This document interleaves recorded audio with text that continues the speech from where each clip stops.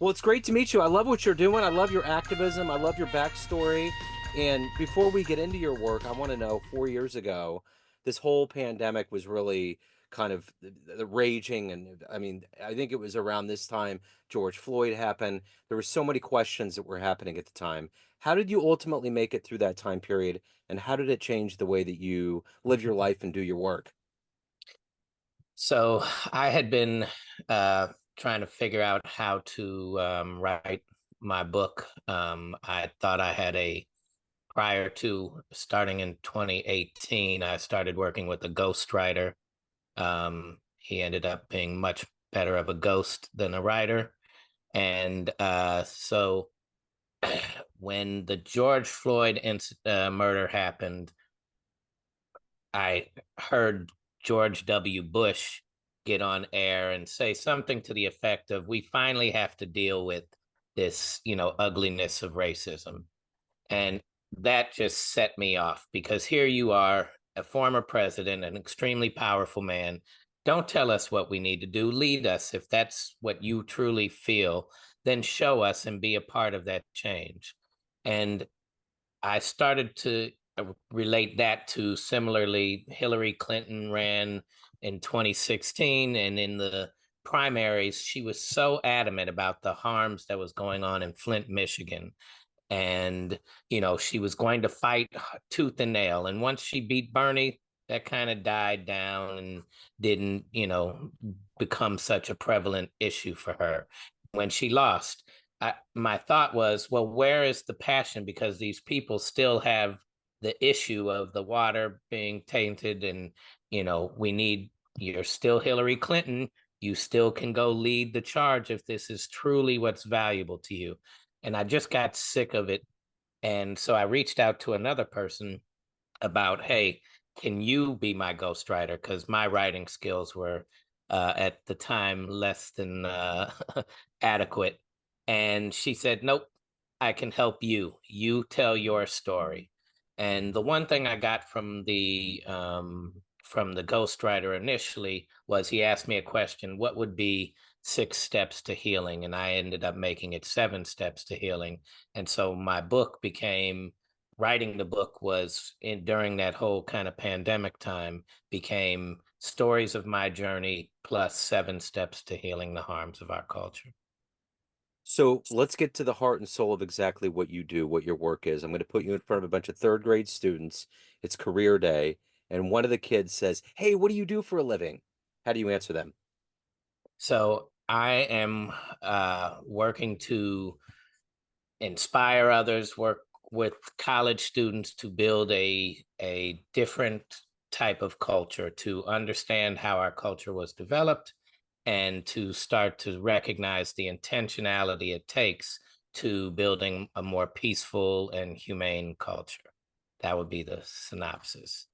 And I think they would totally dig that. So what did you want to be in the third grade? What was your dream? In the third grade, my dream, boy, good question, was probably a lawyer. Okay.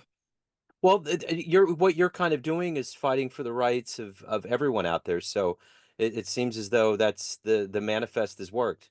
Yes. Yeah, my father, when I was 12 and I told him he's an attorney and I wanted to be his partner, he told me, no way, never. I would never allow you to go into law. This is a corrupt business. You're smarter than most of these attorneys, and there's too many already trying to become attorneys. We don't need more attorneys. And I said, okay. So what was the moment? What was the story? What was it that made you feel as though there's racial injustice and you wanted the world to be in a better place? What was that moment for you? In the third grade, when I learned, speaking of third grade, when I learned about Dr. Martin Luther King, based on the way my parents raised me growing up, this is my high school picture, my book cover from prom. I grew up with so many Black friends. I didn't understand what made Dr. King famous. And so that sort of opened my eyes to, oh, everybody wasn't raised like me. What he was saying just made sense. Why didn't everybody understand that? So that kind of started me to say, okay, oh, my friends do get treated differently. Okay, things are differently. And then I went in early college. On one day, I went to a family event where my great grandmother's or great aunt was had her 90th birthday party, and everybody was sipping tea with their pinkies up talking about who's in college, what stocks are doing well, and this, that, and the other. And then I went to my best friend who since four their family has kind of brought me in to his family reunion at a park, 15-minute drive, and it was a completely different world. And I felt much more accepted for who I was there than how I had to be at the in my family event. And I also felt like not many people get to experience this difference of a world within 15 minutes of each other. And that really spurred me to say something in my life. I want this to be my purpose. You know, I grew up in a very white community. It was outside of Kansas City called Liberty, and I remember there was always racial things that were getting thrown out, especially as kids. And Mm-hmm. it's the environment you grow up in. Right. It's what you hear. I remember there was a kid in particular that, and I didn't know what I was saying. I mean, and we didn't have but maybe a few black kids that were in school. And I remember throwing these insults and just how bad it hurt this kid. And I hit a point in my teenage years where I really turned a big corner and I ran into him and I just went up and said, I'm sorry. I'm sorry for being ignorant and stupid enough to say things that I didn't understand. And he was Mm-hmm. very accepting, very open. And I think that was a big moment for me to see things. And I think at that point, I was starting to see a lot of things that were injustices in the world. But I think there's a beauty in those moments that we can all have where we go Yeah, from that ignorant notion, which I say ignorant in the way of you just don't know any better, sure. to literally finding a light and finding that you can change things. And I just don't understand. Like, I remember when Obama the first time was elected and how much I wept that night. I couldn't believe that we were entering this phase of our existence as a democracy. Right. And now I'm surprised at how far we've come back. We've sent Rosa all the way back to the back of the bus. We've Mm-hmm. completely become this culture that I just saw changing so much during those 8 years of a black Right. president. Like, what? I know what happened, but I'm Mm-hmm. still wondering what happened. Right. Right. Right. It's And amazing. it's become very difficult now for me to speak at schools. They're all very nervous about, hey, you're gonna, be too controversial and whatnot. Can you just focus on the healing part and not on the racism part and whatnot? And I just know that if it's swaying this far this way, there's potential to swing in this direction. And at some point, the swing is hopefully good enough to start the new cycle. And that's my hope. I think it will happen. And I think you and others out there that put that positive manifest destiny, so to speak, will happen. But I think it's like even with cancel culture, I think racism, sexism, classism, all these isms that have become such a problem. It's like we've chlorinated the pool so badly to be so like PC that you can't even Mhm. swim in it because it's going to burn I your skin. Right. And cancel culture is on both sides, right? One side is eliminating books and things of that nature. The other side Yeah. is saying you have to use these language and this words, or or we'll cancel you if you say something wrong rather than teach you. And that's both of them are part of the culture that developed whiteness and racism. And it's the same thing. Like you speak of ignorance, we're purposely not taught in schools about other cultures, whereas so many other cultures have to learn about European descent and European ways and our ways. Black culture definitely have to learn about white folks here to be able to navigate, but we don't have to. And that's part of the ignorance privilege, so to speak. And you develop that ignorance over time, because how do we know how great we are? We say we're the greatest, and we don't even know about any other culture, right? We're not even willing to learn about that. So how do we know how great we are in that sense? Yeah, it's amazing. Whenever I go to other cities, when I'm in a cab or in an Uber, and there's somebody from Armenia or somebody Mhm. from Nigeria or from another country, they know infinite amounts more about this country and how it Yeah. works and what's going on than we do. You know? Yeah. Absolutely. It's crazy, dude. But So we have this arrogance about being the I greatest and know. this ignorance, and that makes it very challenging to change. I think that's what happened with Rome. I think they got to a point where they were so imbued by an ego that didn't exist that it Mm, ultimately led to what it led to. And hopefully, like you say, the pendulum is swinging in that direction of just because you had a birthright, because you're part of the monarchy, so to speak, right, you're in the royal family, you right. you you have these rights and privileges, but really a lot of it is earned. And I've been to Europe and been somewhat around parts of the world, and it's amazing to realize how young this country is. Like when Yeah, you walk through the streets of London or Rome yeah, or Paris, you're like, my God, we're children on the yeah. block of civilization. And those places feel permanent. We feel very not so permanent here. Fledgling is, Right. Yeah, exactly. it's wild. So, who ultimately has been a hero for you and your passion and inspiration for making things right on this planet? Who's been that hero? I would say Jane Elliott on one side of things. I don't know if you're familiar with who Jane Elliott is. I'm not. She was a teacher in Iowa that when Martin Luther King was killed, came into her third grade class, I believe, and asked them and separated them based on eye color, blue eyes, black, brown eyes, and turned them against each other. The blue eyes students are the ones that are great. The brown eyed students, you guys suck, kind of thing. I'm summarizing real quick. And then she saw how they started to pit against each other just from this one day and how their test scores were affected. And the next day she came in and said, I'm stupid because I'm blue eyes. Brown eyes, you are the greatest. Blue eyes, you are the dummies. And the next day that the test scores and the performance changed, and she just saw how easily they pitted against each other. And then the next day she came in and said, hey, this was just a joke kind of thing. How do you feel about that? And they said, I feel terrible. Well, what do you think about someone who's born with black skin and darker skin? And it really opened them up. And then there was a series done on that the next year. It's called, I can't remember, but ABC did it, and where Wow. they actually came back 30 years later and said, how did this change your life?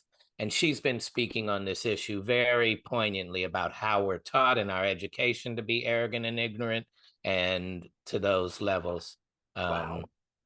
so Wow. she's been one of my heroes. So, of everyone that's alive on the planet right now that's making serious change and inroads, who would you love to meet and talk to, be around for a little bit? Wow, great question.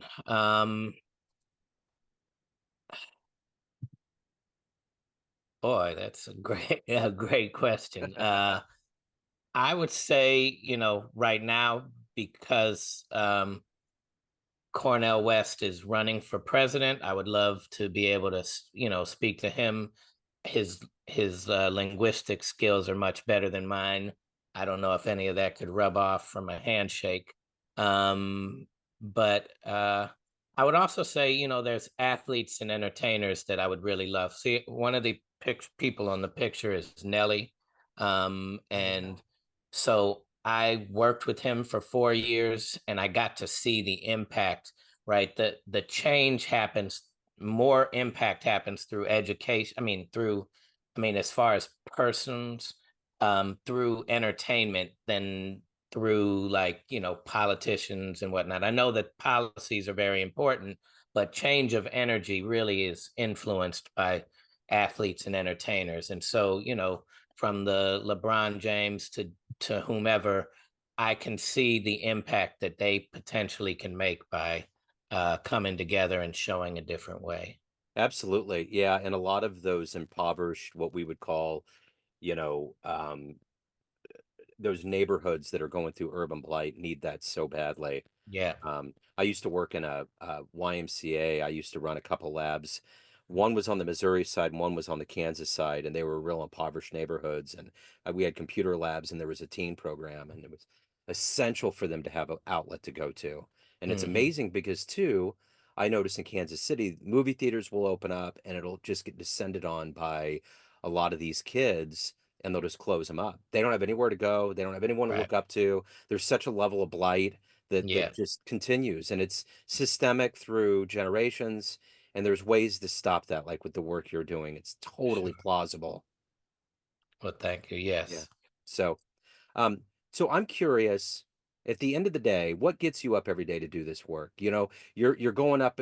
I think to a good degree with what you're doing, especially in 2024, we're going up against Goliath. What Hmm. motivates you to do this work, and what are you hopeful for every day? I'm hopeful for the internet as much as it has given a chance to be used to kind of divide and make a lot of ignorance continue to happen.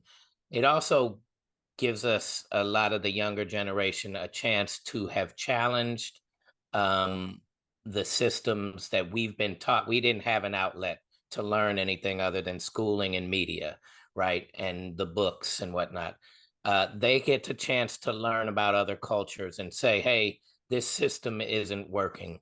And so that's why I'm really focused on that going into adulthood age. I know that you shift, at least I did, who I was as a child and who do I want to be as an adult. And that sort of generation gives me the hope that there's a difference. Of course, we call them lazy, but lazy tends to be uninspired. So what are we doing to inspire them? We're either caught in the system and we're working really hard just to pay our bills and they're struggling and we're angry, or we got these wealthy people that are doing well, so to speak, but they're steadily competing with each other and they become the victims. Like, there's not a lot of inspiration in that. So there's potential that there's inspiration in changing the way we talk to each other, the way we communicate, and what we value and how we value. So, what's been the best fan letter you've gotten from your work, like either from your writing or from your podcast? Um, from the it would be actually from speaking in some of the colleges, and one woman who I spoke to a group of occupational therapy students, and it was mostly white women, and there was a few black women, and I could tell one of the black women just was not engaged, and it felt like she wasn't engaged because she was like, this isn't going to change. And when I broke down kind of how this culture develops, she said, thank you, because it talked about the competition that's involved in a scarcity mentality, which the European area has a scarcity of resources in comparison to the resources you can find in Africa and in South America and even the Americas. There and in a scarcity mentality, if you and I think that this water is all we got left, we're probably not going to be as humane to each other because every sip I take is a sip away from yours. These are basic principles in our approach for economics and our approach to culture. And she said, thank you, because when I go into a room with mostly Black folks, we are most of the time just happy each other is doing well. We're loving, the fact I grew up around white kids and their families' events. They're so competitive. Oh, look at what such and such is doing. Oh, I got to do better. I got to do this. And they're comparing each other constantly. And she said that just opened my eyes. And she thanked me for bringing a perspective that made us all think about where we're coming from and how it's handled. It's interesting. One thing I noticed, and this is definitely race related. My son's 19. He's on the autism spectrum, and he tends to get people that are nice to him. They'll recognize pretty quick.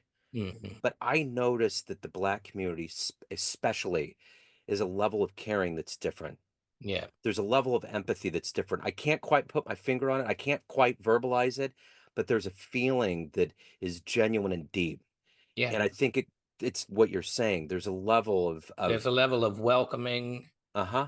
in there. So you mentioned earlier when you went back to the person you made fun of and apologized and how accepting they were of your apology. There's a false fear that we have that I think points out two things. We say, oh, we're worried that they're going to want revenge if we, go through reparations properly and repair the harm. So one, you're saying that they would want revenge, meaning you're admitting that we've done harm and we're continuing to do harm, and that's okay with you as long as we keep them from harming us eventually.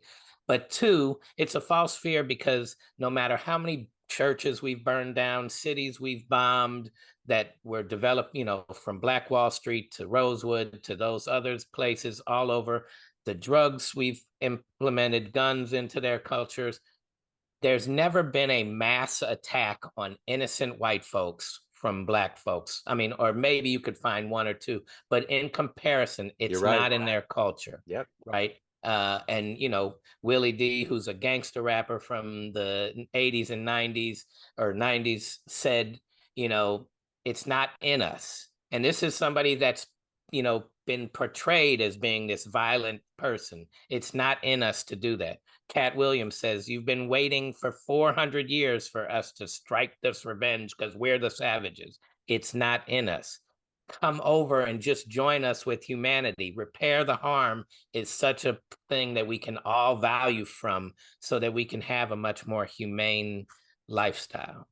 It's all the white dudes that do it. Timothy McVeigh in Oklahoma City, Yeah. all of these school shootings. It's Yeah. never anybody that's Right. and I will tell you another thing that people don't ever talk about that much. But if January 6th was full of black people, Oh, they would yeah. all have been dead. All of them been dead without a doubt immediately. The moment they reached the stair tops, it would Dead. have never All gotten of them. further. There would have been machine guns. Oh, yeah. It would have been horrible. Yeah. Tanks That's would have been driven through the crowds. It would have been horrible. But Yep. no, it was just allowed to happen because it was a bunch of upset first world problem white people. Right. Exactly. Without a doubt. So at the end of the day, what are you the proudest of all the work you've done, of everything you've accomplished in your life? What are you the proudest of?